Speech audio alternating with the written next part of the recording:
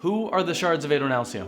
What can they do, and what will they be doing in the future of the Cosmere? In this video, I will be breaking down an entire timeline, going in depth about what the Shards have actually been up to, and theorizing about what their larger plans are for the Cosmere. Hello World Hoppers, welcome to Cosmere Horizons, your one-stop shop for everything Cosmere. This video will only contain general lore and world building spoilers. If there are any plot-specific spoilers, I will specifically mention that and give you a timestamp to skip to so that you don't ruin anything for yourself. So what are the Shards of Adonalsium and what can they do? Well, they are gods, or at least part of one?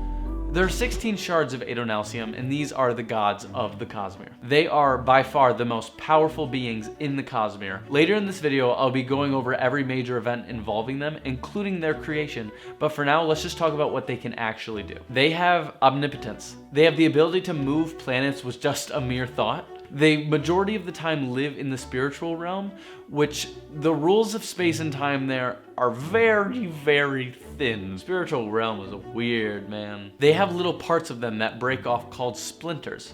These are seen in the examples of Spren, Scions, spirits, and more examples across the Cosmere. They also have the ability to create these avatars, which are like a persona that's independent of them, that can act independently, it can look completely different. It's just kind of a part of them that they can create. Autonomy is really fond of making avatars, but we'll get to that when I discuss who all the shards are. Each of the 16 shards are represented by an intent, and that intent drives them and the vessel that holds them forward. A vessel is a being who is currently holding a shard. So the Shard of Honor has the vessel of Tanavast. While this vessel is just kind of a person, they don't have to specifically align themselves with the intent of the shard.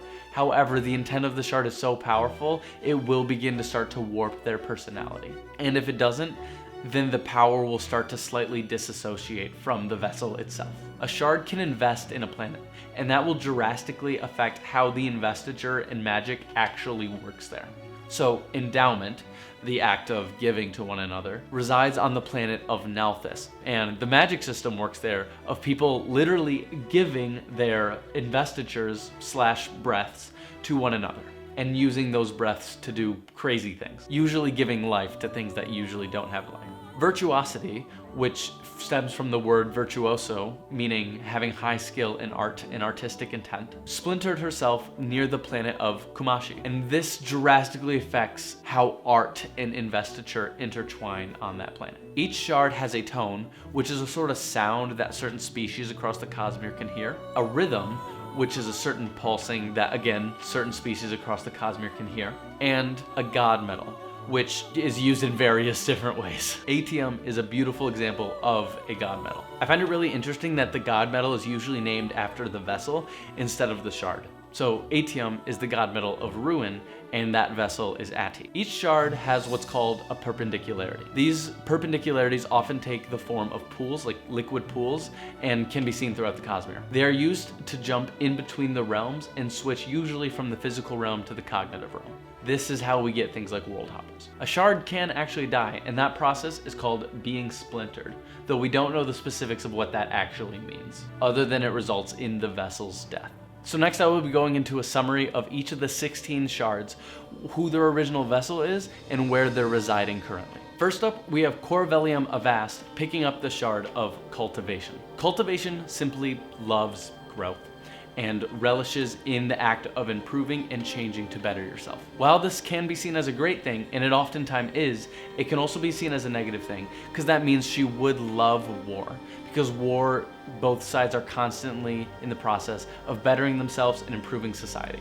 The intent is unfortunately unfazed by the lives lost. The old magic system on Roshar is solely a byproduct of cultivation, the process of asking for a boon and receiving that boon alongside a curse. While there's more to this system, we have yet to see it in the Stormlight Archive. Corvellium Avast, or Kor, is a freaking dragon, which is just awesome. She's also really close with Tanavast and probably has the closest thing to a relationship as you can for shards. She is very calculating and cautious and loves to stand in the background and set things up. She says that her reason for killing Adonalsium was that she believes that there is not one solution to everything, and therefore there should not be just one god. Cultivation's perpendicularity is in the Horn-Eater Peaks. Rays picked up the Shard of Odium. Odium is definitely the worst of the shards. It is pure hatred. I think Frost gives us the best definition for Odium, and it's God's divine hatred divorced of what gave it meaning. Because Adonalsium might have been justified in feeling frustration, but there was always a reason behind it. But it is specifically detached from that. Rays often took the appearance of an old man with white hair and wore a golden crown often, because of course he did. But to the singers, he appeared with marbled skin, so he changed his appearance to who he was presenting himself to. Even prior to picking up the shard, Rays was often seen as cunning and ambitious and just basically a Slytherin. He specifically picked up the Shard of Odium because he thought it fit him perfectly. He wishes to be the sole god in the Cosmere, which makes him very dangerous because he will want to go kill a bunch of other shards. He loves being worshipped and had a head-to-head budding relationship with Tanavast even before they became gods. Odium currently resides on Roshar and his perpendicularity is underneath the Shattered Plains. Tanavast, also known at the time as Tanner, picked up the Shard of Honor. Honor to stay true to your word, oaths, and agreements. More than anything, the power respects upholding your word and filling through on expectations you set for yourself and for others. The priority of ideals is clearly seen in Surge Binding and the Rosharan magic system. Also, Honor's God Medal makes up the Honor Blades, which I think is just really cool. Tannerium? Is that what it would be called? Tanavastium? I think Tannerium sounds better. Hoy does praise Tanavast for being the only decent person among the 16 original vessels other than Ati. Tanavast truly loved his people. That is clearly seen through his actions. We do know that he eventually came to regret his decision to kill Adonalsium. Honor resides on Roshar and his perpendicularity is linked to the powers of the Bondsmith. I think that's how that perpendicularity works. These next two shards that I'm going to cover have major spoilers for Era 1 of Mistborn, so you're going to want to go ahead and skip to this timestamp.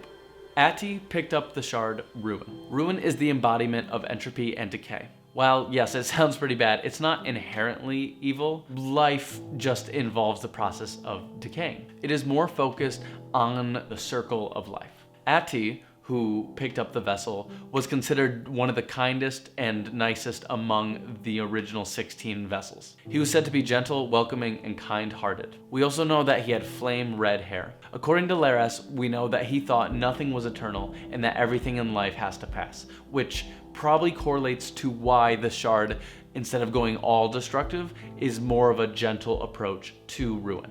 However, it is still Ruin and is still really bad.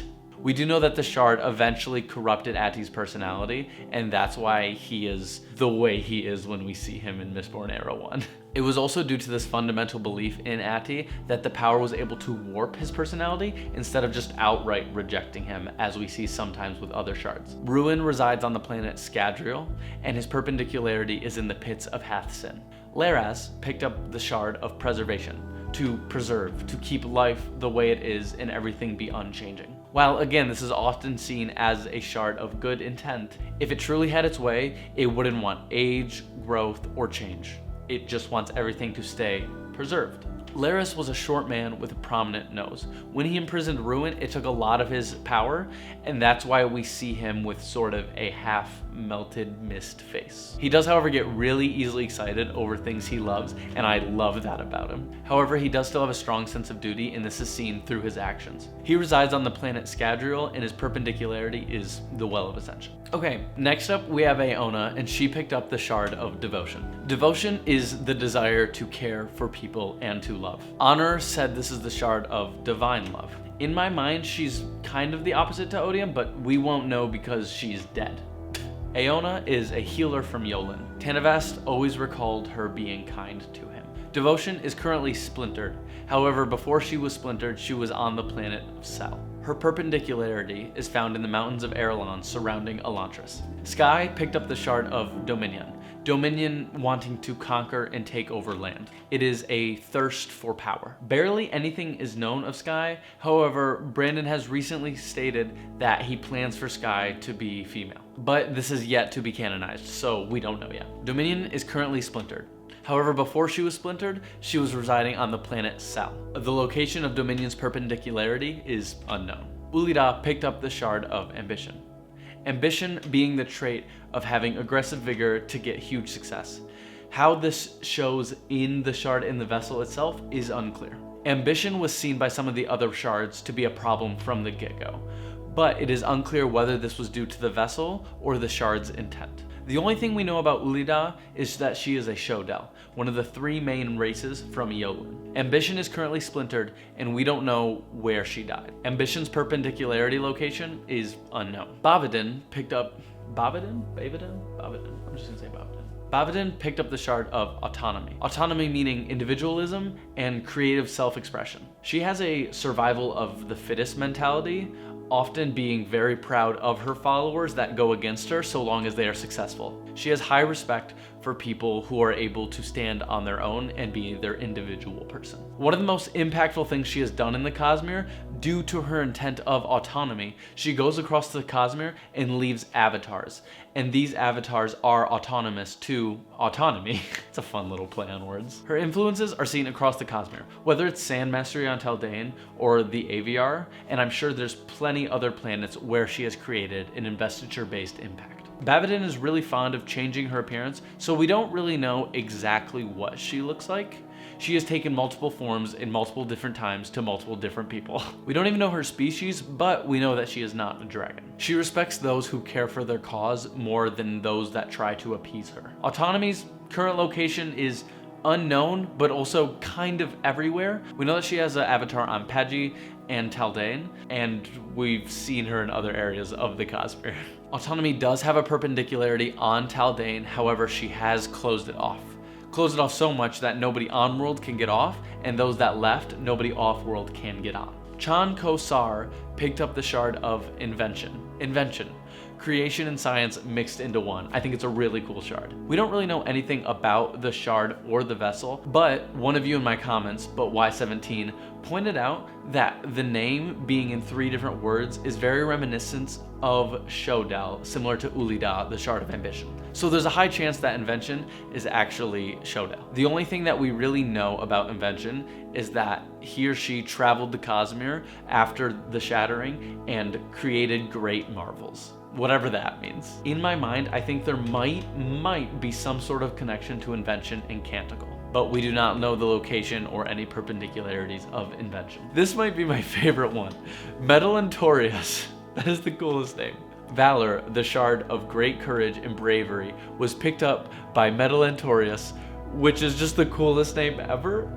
She's a dragon, if you couldn't tell because her name is Medalentorius. She was a warrior, which makes sense because her name was Medalentorius. Not much is known about Valor, other than no one can really find her, and Endowment has been in contact with her. There's no proof for this, but in my headcanon, Hoid and Valor are exes, and that's why Valor does not want to talk to Hoid. Valor reached out to Endowment for aid once, and Endowment gave that aid without going in person. And I have a theory later on about what that actually was. I will touch on that more when I discuss theories about what I think the shards are up to. Tanavas searched for Valor 3,000 years after the Shattering, but did not find her. However, he did think that he would have noticed if she died, because her name is Medalentorius, and she would go out with a bang.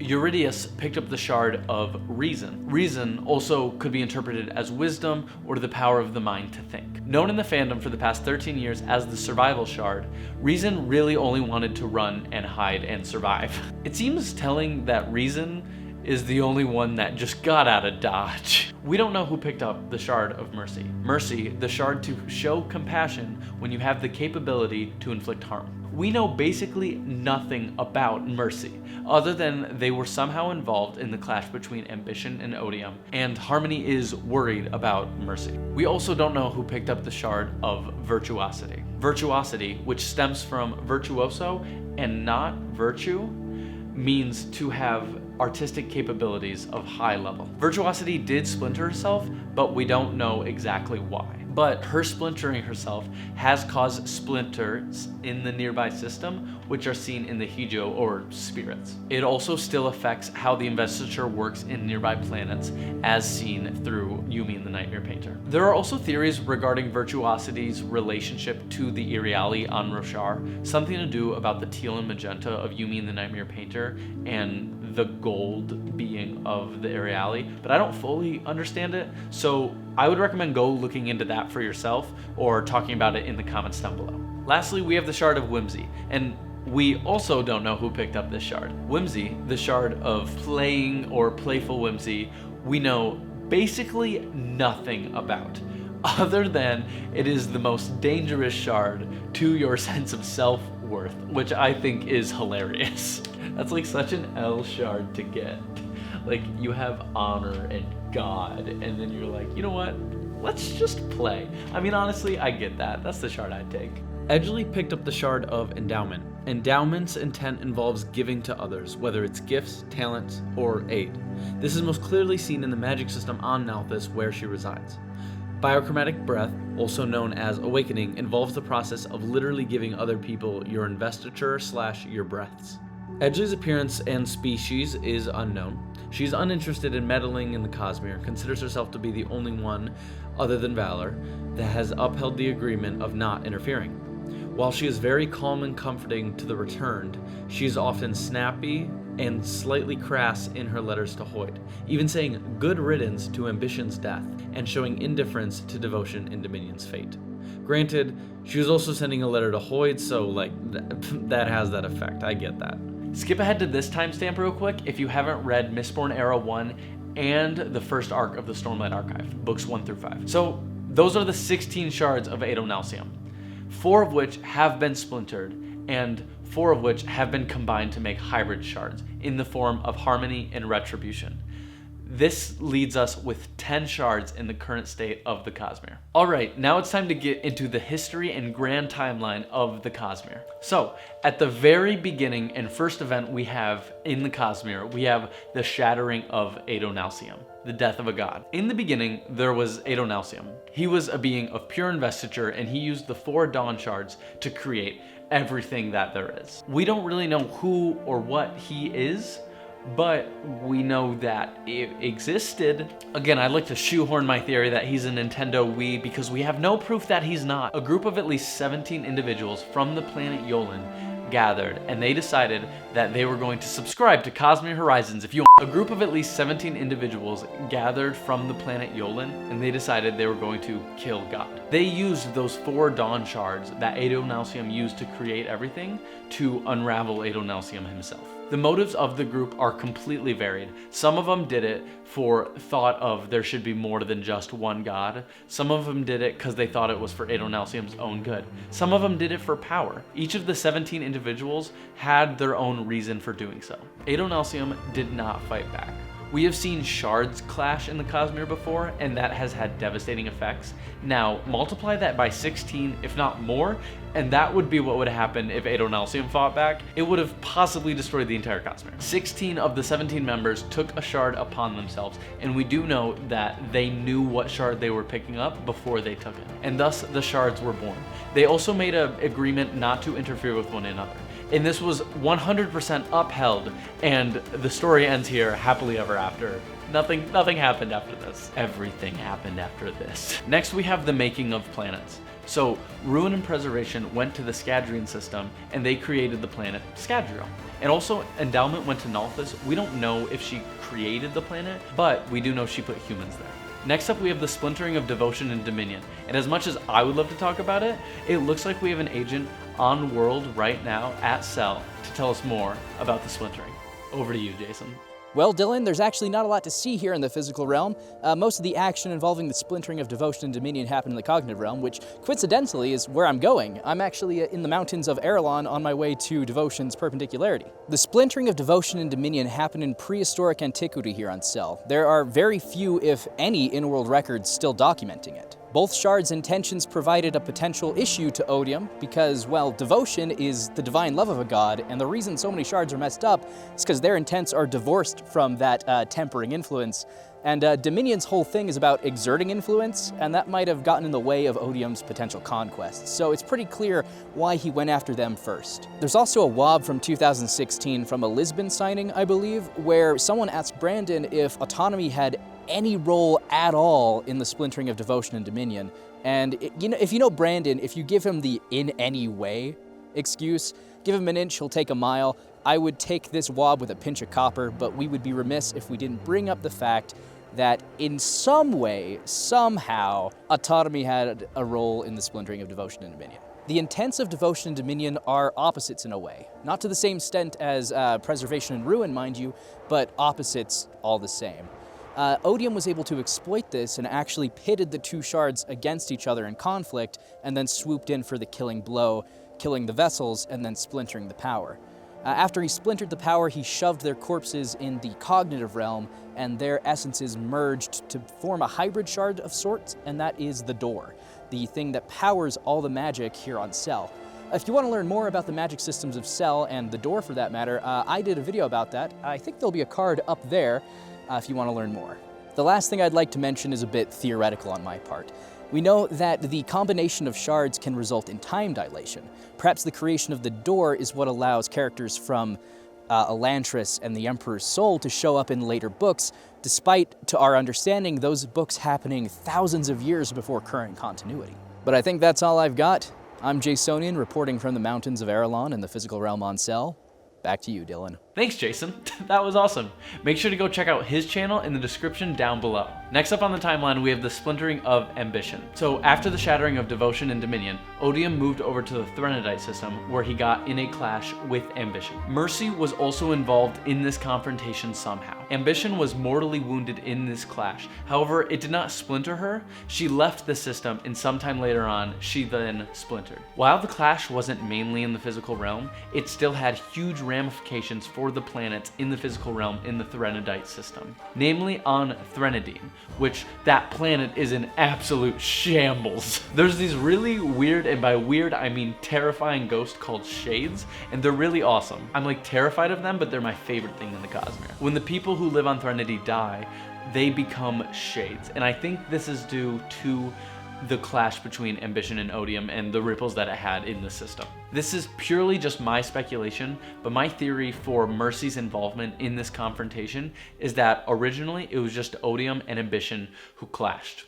Then this left ambition mortally wounded. As she left the system and as she fled, Mercy splintered her out of an act of pity almost, or more fittingly, an act of mercy. So now Odium leaves the Threnodite system. What next? Well, Odium then hops over to the Rosharan system where honor and cultivation are. Now, this is going to have major spoilers for the first arc of the Stormlight Archive, so if you have not read the Stormlight Archive, skip to this timestamp. Odium went to the planet next to Roshar called Ashen, and he thought, you know what would be fun?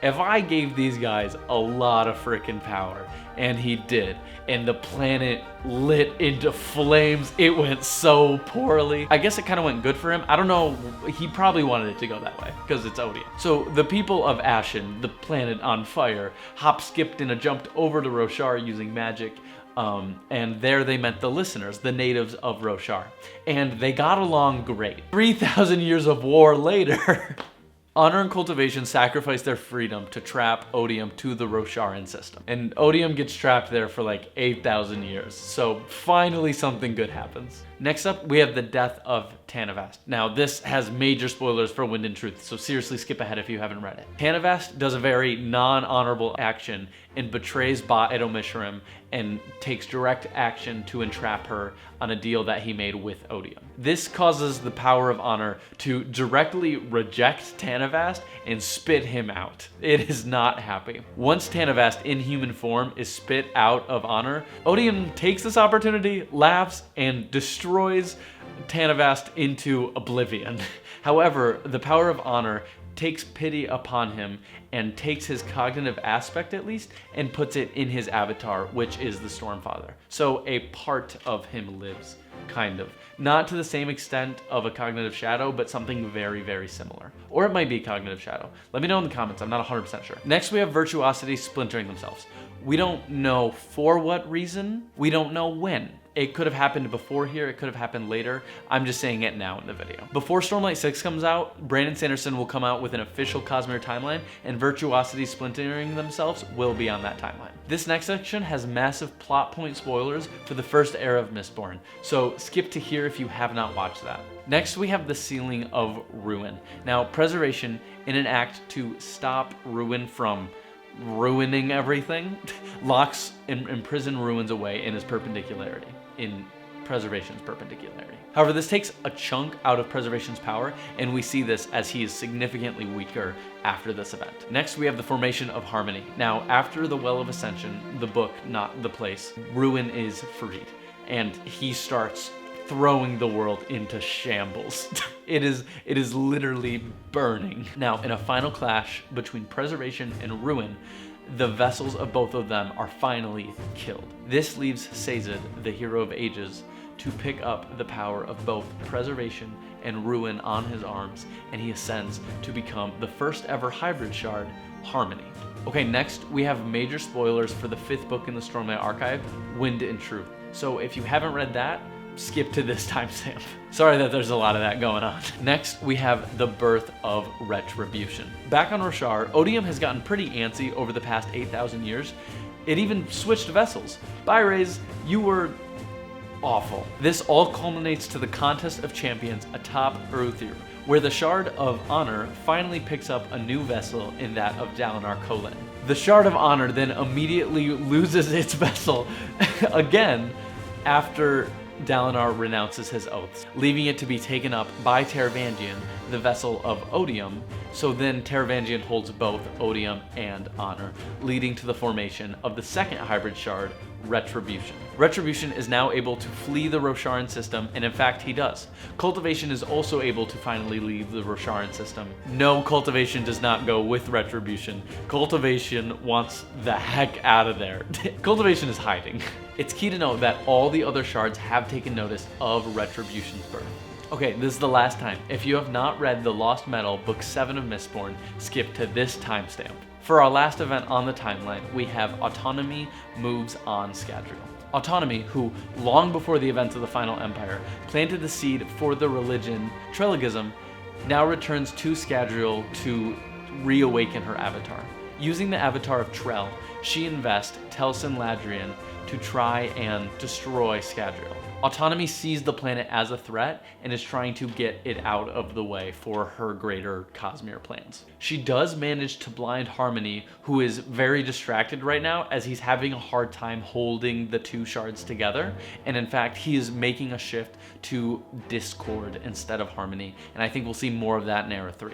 She is about to open a perpendicularity to invade Scadrial, however Steris is able to stop her, along with the efforts of Wax and Wayne to stop her siege onto Scadrial. She then retreats the planet and regroups, however she probably will come back. Whew! Okay, that was the timeline and that's everything we have confirmed. That was hefty. Now I'm going to talk about what we can expect to see in the future of the Cosmere regarding all the shards. This will have spoilers for everything, especially Wind and Truth, but everything. So Retribution is in hiding after all the other shards noticed him. I think personally that he will maybe try to find an ally, and that ally could be Autonomy, because we know that Odium and Autonomy had some sort of relationship before the vessel change. I think now that Odium has the whole honor part of him, making it Retribution, I think it'll go very against breaking your word, and for that it's going to target those who resided on the same planet as other shards, or at least the vessels who broke their word about that. This puts Cultivation at a huge risk, and honestly I would be surprised if we saw Cultivation alive, or at least Corvellium Avast. I would be very surprised if we see her alive at the end of Stormlight 10. This also potentially puts Invention, Mercy, and Whimsy in harm's way. We know that Valor and Endowment have stayed out of the way for everything for the most part, and Sazed never really agreed to the isolationism because he wasn't at the Shattering. Now, words of Brandon should be taken with a measure of salt because he has gone back on a couple of them. However, he has said before Sazed there is a shard that switched out the vessel. So I can totally see something playing out where Retribution goes to splinter a shard, but it doesn't work because the vessel is a different vessel and thus didn't actually break their word on their isolationism. I can see that being like maybe Mercy, because Sazed said that Mercy worried him, but also Brandon also said in a word to Brandon that there's only one dragon, and we know that Korra's a dragon, so would Medalentorius not be the shard holder anymore? But I refuse to believe that because I want to see Medalentorius in the Cosmere because that's the coolest freaking name. Like, if Medalentorius does not appear, I'm going to be so upset. Since I think that Cultivation's going to die, Would Retribution killing Cultivation put a schism between Honor and Odium? Autonomy does want to come back to Scadrial at some point, and I can totally see that being tackled in Era 3. I wonder if she would have backing from Retribution, or if he's worried off with his own things. It depends if we see a team up between those two shards. At EU Sociality in my comment section brought up a really good point about how Nalthis and Taldane will probably be the first two to space age in the Cosmere because their shards are so directly helping them out. We know that Autonomy has been helping out the planet of Taldane a lot, and we know that Endowment loves to give her people things because her name is Endowment. She loves to give because her name is Endowment. I feel like that's self-explanatory. Also, apparently there's something about Nalthis in preview chapters for Isles of the Emberdark, but I haven't really looked into that because I don't like to read preview chapters. I wouldn't be completely surprised if we saw Invention on Scadrial to give them space travel, or if we see Invention on other parts of the Cosmere giving the invention of space travel. Reddit user Raise Should Be Brazed, which is the best username ever, brought up a really good point about the location of Valor. They bring up the theory that Valor is actually on Roshar and is being covered by the fourth moon, whatever that was being tackled in Wind and Truth. I wouldn't be completely surprised if the fourth moon was a god metal that kind of works like aluminum, and for that it could be Valor's god metal. So the theory says that Valor, using whatever is up with the fourth moon, is able to hide on Roshar. And when we see Taravangian kill Raze with Nightblood, it says that he gets a big boost of bravery, and that comes from Valor. Because remember when Valor asked for Endowment's help with something, and Endowment gave her aid? Nightblood's from Nalthis, which is where Endowment's from. And so the theory suggests that Endowment sent Nightblood as aid to Roshar through Vasher to help Valor kill Raze. This kind of backfired when Taravangian took the place. Could Cultivation have been in works with Valor, and that's why she was building up Taravangian? Raze Should Be Brazed also had a really good theory about the location of Reason, and that they are in the meditative realm of dragons, which is why they are so hard to find. We get a quick line about the meditative realm of dragons near the end of Wind and Truth from Hoyd's perspective. While I do like this theory, and it's definitely a cool theory, I'm not 100% sold on this, but I do really like the Valor Nightblood theory. That's everything I have to offer about the Shards of Adonalsium. I hope you really enjoyed this deep dive into who they were and the events that have happened thus far. Let me know in the comments down below what your theories are for the future of the Shards of Adonalsium. Also, this coming Monday, I have a trivia night planned for all Cosmere themed trivia. It'll go for about an hour, and it'll be a ton of fun. That's Monday, January 20th, I believe. It's Martin Luther King Jr. Day. And yeah, we got a lot of trivia planned. 8:30 p.m. Central Standard Time. Show up, it'll be a blast. I hope to see you there. That's the video. Oh, that's a wrap. I've been sitting in this chair for way longer than I'd like to admit, and oh, I'm gonna go to bed. Bye, y'all.